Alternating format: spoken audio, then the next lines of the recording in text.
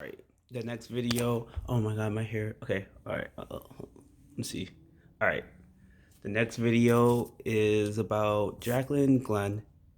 Um, hmm, I don't know. I feel like I have a lot of things to say that I definitely think she might take as an attack, or um, definitely her fans will take as an attack. That's definitely true. But I don't really like. I do think she's a. How should I put this? I do think she has a strong sense of morality. Um, that and she tries to be a good person in that sense of morality. So I do think she is very genuine when it comes to what she gets outraged about, or well, mainly that, because she's not so uptight that she doesn't make fun of people. But she's not so callous that she won't try to be sensitive to people's emotions. But I mean, okay, I'm gonna just tell you my problems with her. One, I really don't like how many Onision videos she has, especially considering the time period in which they've been put up. A lot of them started being put up around the same time that the investigations with Chris Hansen started becoming public, or the big push to get him deplatformed is becoming public. And like I don't it amazes me how off the radar Onision truly is compared to how prolific the things that he does are. Because I remember when I was a kid, when I was still in middle school or high school, I don't know, that age though, I would be either a freshman or high school or younger. I remember screaming that banana video, and I've never seen that banana video. Because everyone in my school would sing the banana video from Onision. So it's it bothers me that she's so aware of what he is, and she has clearly been for so long. Because I was why I typed in her name, um and then on Onision, and there were videos from 3 years ago with her and Onision, which means that she definitely knew the type of scumbag he was, because it wasn't positive videos of him.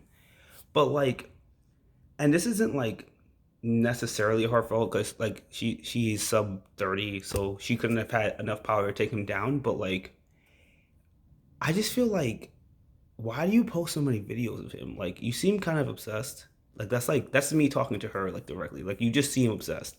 And it, it just comes across as creepy. That's the only way and it makes people not want to side with you, because you give a lot of publicity to him, but in no way that protects women. It's just you trying to distance yourself from him.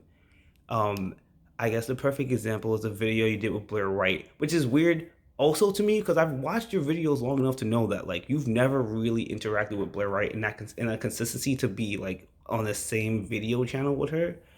And the optics of it is that Blair White has been kind of being ousted from the transgender community, because there was the Jubilee thing, and dude, I don't think she was treated fairly, but I don't think she, as in Blair White, was treated fairly. But at the same time, it is really weird for me to watch both you guys make videos on Onision, especially Blair White, because I've never known her to make a video on Onision, and I know that her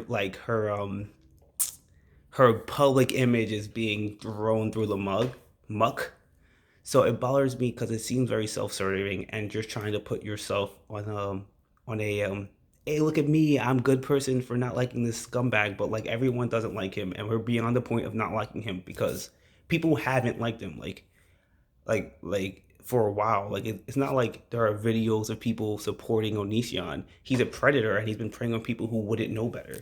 He preys on children. So it's what are you doing to help these children? What are you you're making all these Onision videos saying, "Oh, I'm not like him."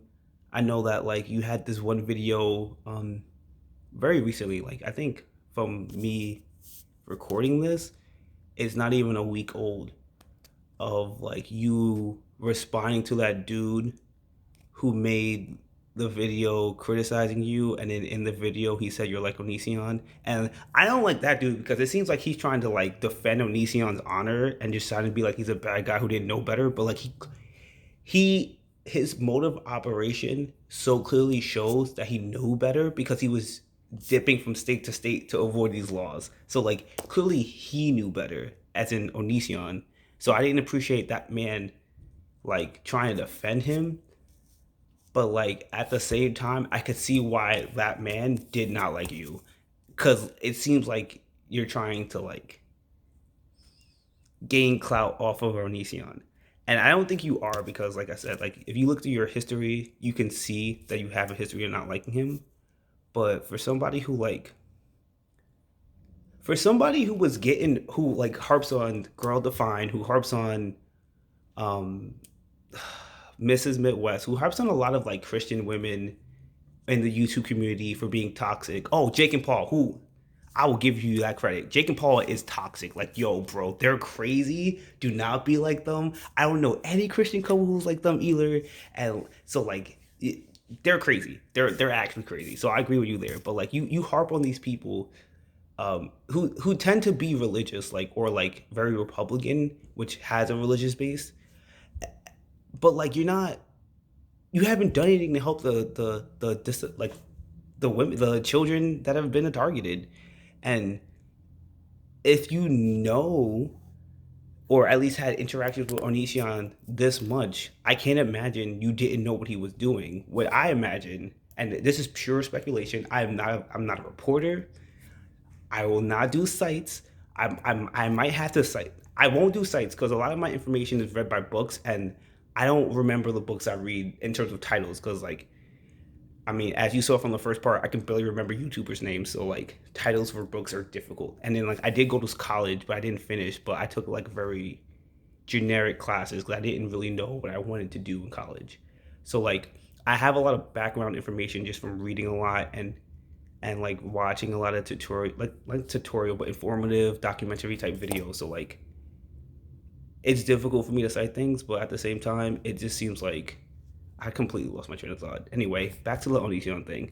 Um, like, and this is like a character like analysis more so than like hard facts or anything, but like it just seems like you're scared to speak out on him, and that like insecurity because he is a bully, like, but that insecurity prevents you from helping anyone. And I feel like you probably did. Oh, I remember where I was going with this, because I don't want to be liable for saying that you know something, because I don't know if you know something. This is just how it comes across, the optics of it from an outsider.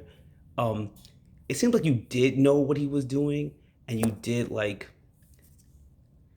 have an idea of how he was doing it, if not exactly like how he was doing it, but like you did. I don't know if you did or did not, but like you felt intimidated to bring it to the public, which is would have been what is best before Chris Hansen got involved. Because once he got involved, it was in authorities' hands. Like you shouldn't have been talking about him, because and this is what I feel about pretty much any YouTuber who isn't like a 20-year-old girl or younger or around that age, because like any of us who are older talking about this stuff, like we've already failed these children. Like we've already failed them because we either didn't know, or we knew and didn't feel comfortable saying anything.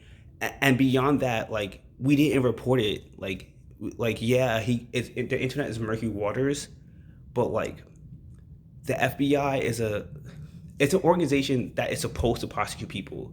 And this is like a little political, but like within the context of like our Congress and our government, they are able to make laws just to be able to take out new criminals, because those criminals aren't in the books for like violating a law like Nishan would have been doing, because like the internet is still relatively new compared to like the establishment of law and order and like judges and federal investigators and whatever.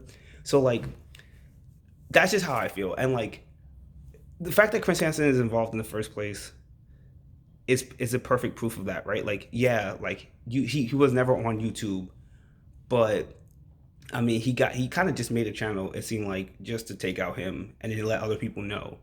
And like even with Copa, like everyone wants to get mad about Copa and be like, "Oh, Copa's destroying YouTube," but like Copa has been around from before YouTube, and it just that YouTube was so new that they kind of dodged the laws. And if anything, in a lot of ways, YouTube was acting outside the law for the long, like, and YouTube content creators were just able to defy the law because you could say, oh, it's on YouTube, so YouTube becomes liable. The people who are doing the video don't become liable, and then the people who are doing the video would then be monetized too, even though they're not liable for, because there are like, you can't say anything and not have consequences to it, especially if there's actions involved. But a lot of YouTubers act like they should be able to do that. Like a lot of YouTubers, especially in like nerd culture community, which is like my biggest issue with them, feel like they should be able to say whatever they want and they shouldn't be liable for inciting violence, even if it's like them saying it as a joke, or especially in the cases of them saying it as a joke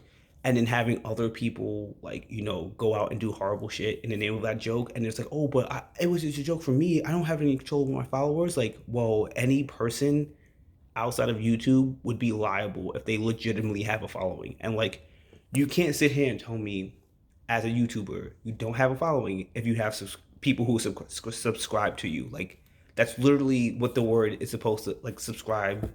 That's, oh, I think my followers, my subscribers, like, how many YouTubers say that, but then want to throw their fan base on their bus when like anything happens bad to them. That's just my personal takeaway, and that's my takeaway from you too. Like, it seems like,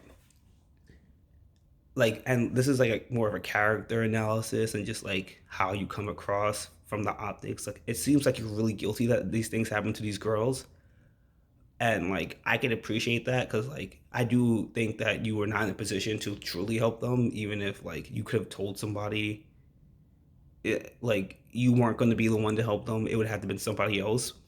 But like you can't like then act like there aren't guys preying upon girls who act like quote unquote super liberal, because there are older guys who are preying upon girls who are super liberal.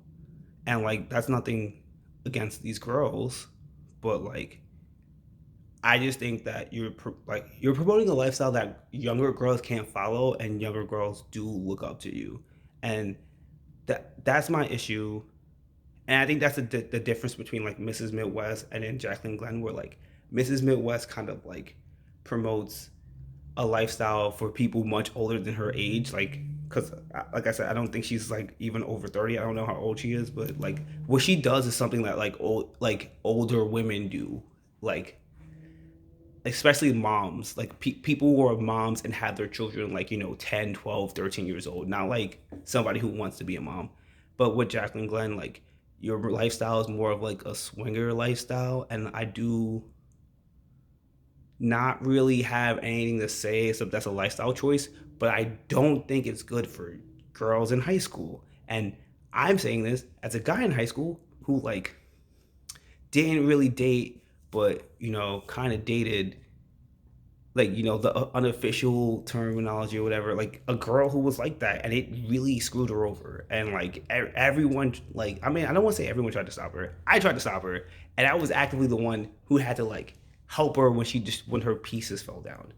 So to the point like people expected me, like I was the bad guy for not helping her, even though I didn't. We weren't official, and it's a complicated story that it's past me. I'm just gonna get rid of it anyway. So, but like that's like, I'm not saying that's what you do to women, because it's definitely not something you do to women, and it's more so just a product of like bad parenting, in my opinion. But like you can't, like, at the same time though, don't try to be for specifically younger women, and then like when you watch them act like you, and then it doesn't work out for them because low key you lucked out. Like you're a touring musician, you're very pretty, you didn't like, I don't know your life, but like you didn't end up with a really douchey dude, because you are super independent mentality. But like a lot of girls who are insecure don't have that. And it's not just girls, like guys too who are like that, they'll be with like shitty girls. So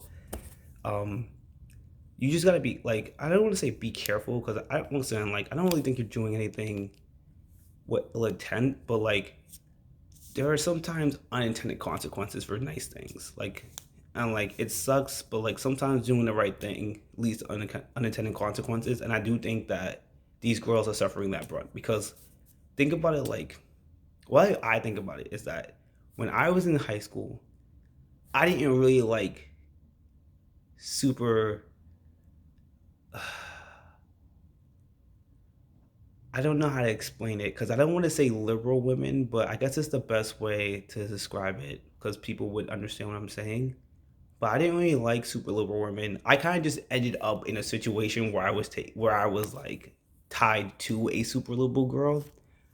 But even that was more so because people thought I was super liberal because a lot of people thought I was gay. So it was like I couldn't really talk to anyone without them treating me as if I was gay, even though I wasn't.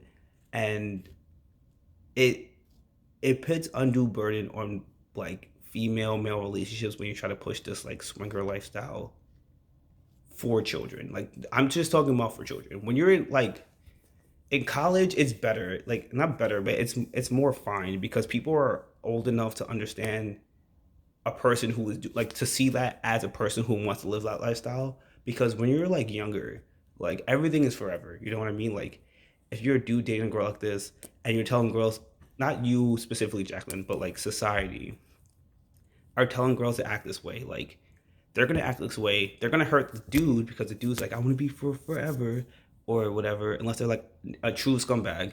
And then the girl is gonna think that what they're doing is gonna keep these dudes, but like it's not, and it wasn't. It was never really even intended to, right? Like you're like the lifestyle you promote, Jacqueline, not for nothing, is a lifestyle of independence. It's a lifestyle of not having a boyfriend. But like these girls think that that will get them a boyfriend because they see you and all they see is, oh, your bandmate is really attractive and you guys look into each other's eyes when you play music, and obviously she must be happy because she's saying she doesn't have a boyfriend, but like she has that boy who's really cute in her videos all the time, and you like you are attractive. Like if I had to choose between you and Mrs. Midwest, I would choose you. But I also watch a lot of anime, so maybe that has something to do with it. I don't know. Anyway, so like that's just the thing, you know. Like it's just like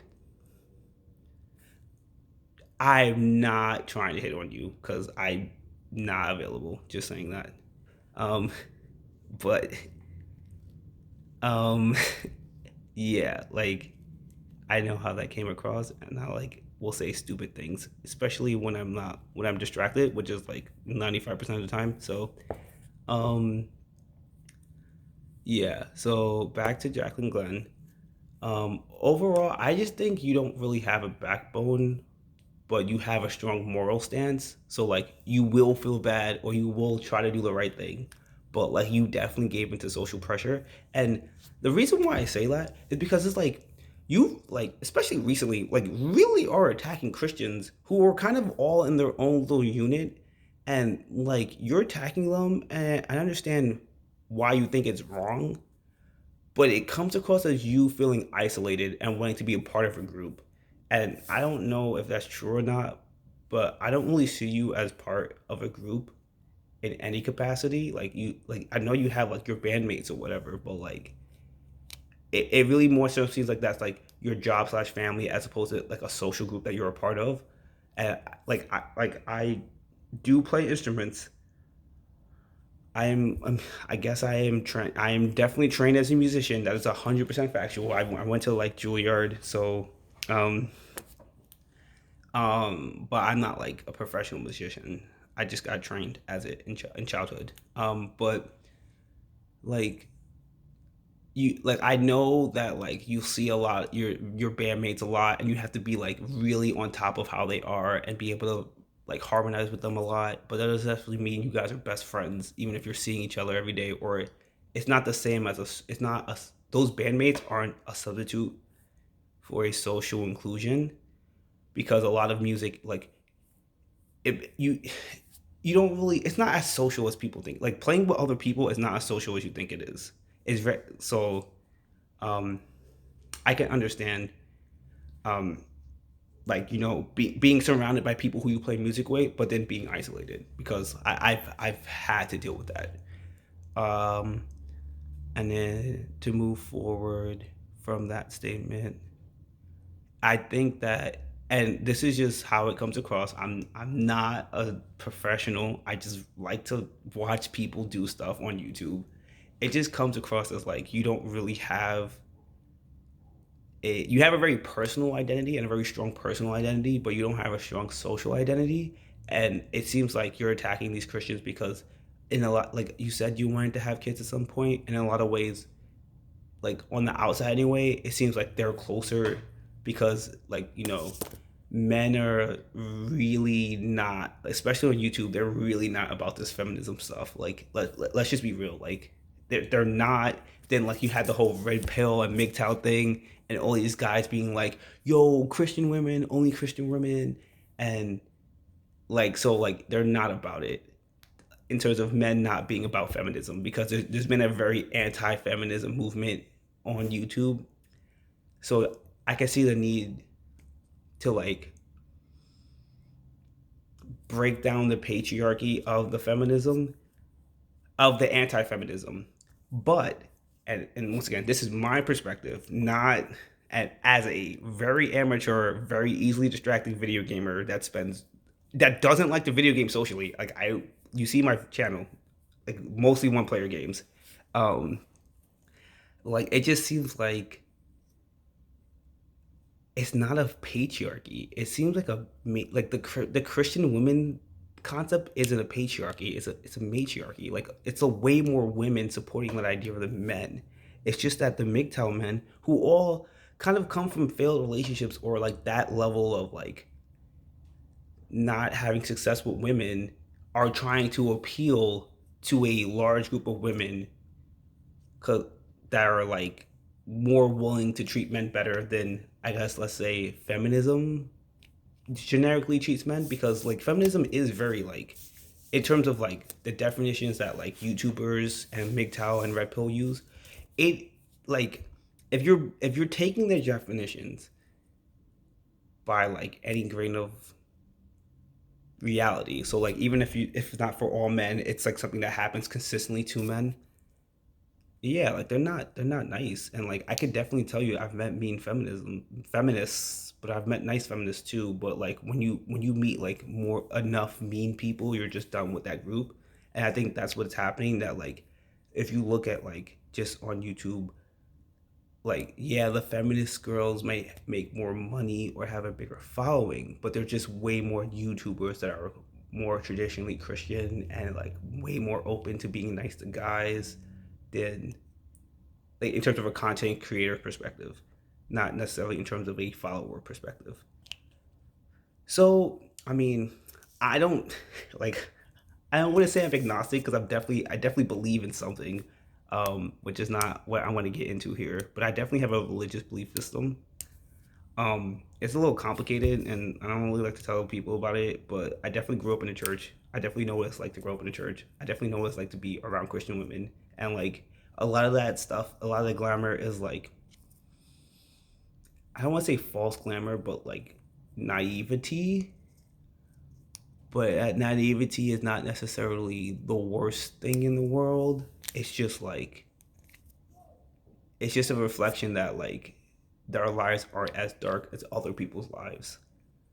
And I don't think that's necessarily a bad thing, but I do think it will lead you to being very callous towards people.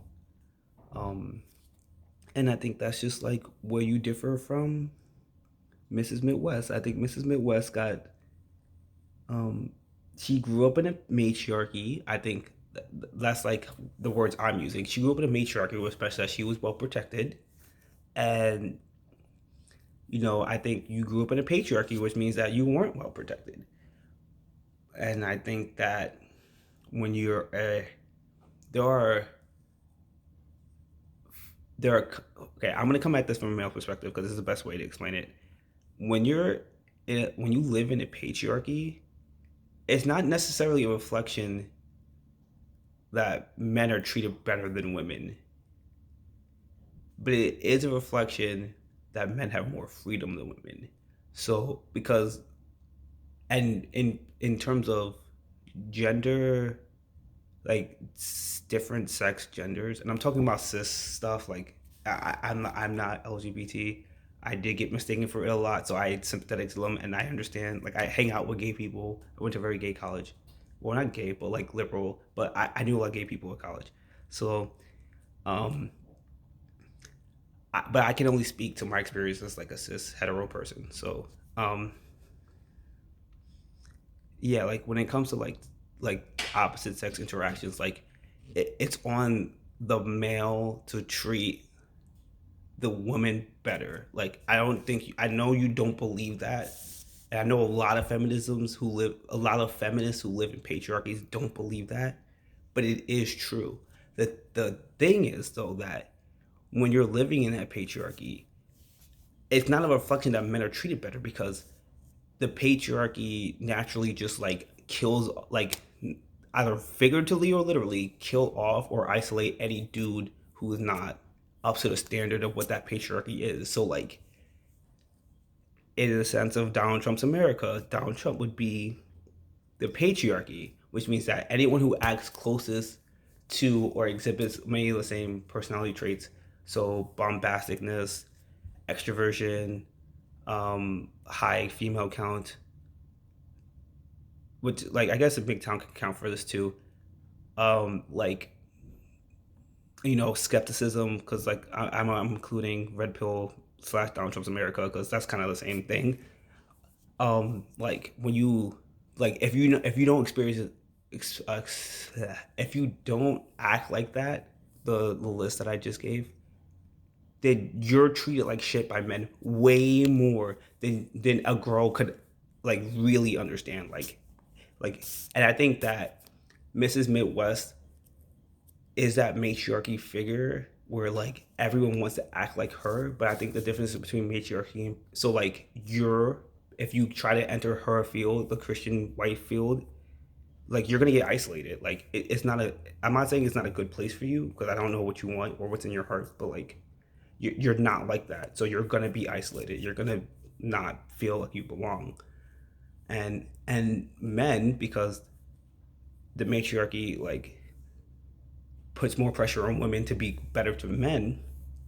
Men are gonna want to be around that, and like that's just like a truth. Like just like just like women, feminist women are kind of typically adjoined to very patriarchal men because these patriarchy men will treat women quote unquote how they want to be treated, but it's a short term thing. It's not necessarily good for um because when I say treat women how they want to be treated, I mean like wine and dined. I don't mean like in a long term situation. I mean like the patriarchy, like it's all about the first date. You could see that with pickup artists. It's like it's all about the first date. It's all about the first date. So like